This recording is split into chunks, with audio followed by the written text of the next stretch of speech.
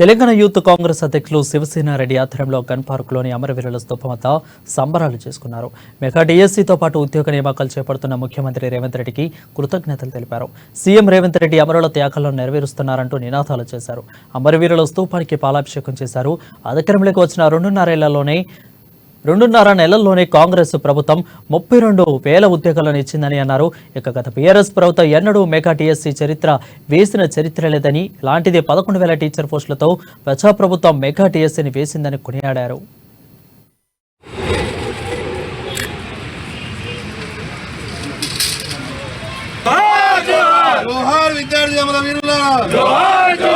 తెలంగాణలో దాదాపు 10 సంవత్సరాలైన తెలంగాణ వచ్చి, కానీ తెలంగాణ వచ్చిన తర్వాత ఈ పోయిన 10 ఏళ్లలో ఎక్కడ కూడా విద్యార్థులకు కానీ నిరుద్యోగులకు కానీ తెలంగాణ వచ్చిన సంబరమే కనపడ్డది. కానీ ఏదైతే అమరవీరులు నాకు కాకపోతే నా తమ్ముడికి ఉద్యోగం వస్తుందో, నా మిత్రుడికి ఉద్యోగం వస్తుందో, నాకు ఉద్యోగం వస్తుందో అని చెప్పేసి ఆంధ్రప్రదేశ్ నుంచి మన తెలంగాణ మనం సాధించుకోవాలి అని అంటే నేనే ఒక బలి కావాలని చెప్పేసి ఆత్మహత్య ఎంతో మంది అమరవీరులు ఈరోజు వాళ్ళ ఆత్మకు శోభించింది మొన్నటి 10 ఏళ్ళు.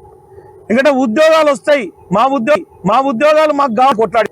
అటువంటి ఉద్యోగాలు టీఆర్ఎస్ ప్రభుత్వంలో 2014 నుంచి టీఎస్పీఎస్సీ ద్వారా దాదాపు 32,000 ఉద్యోగాలు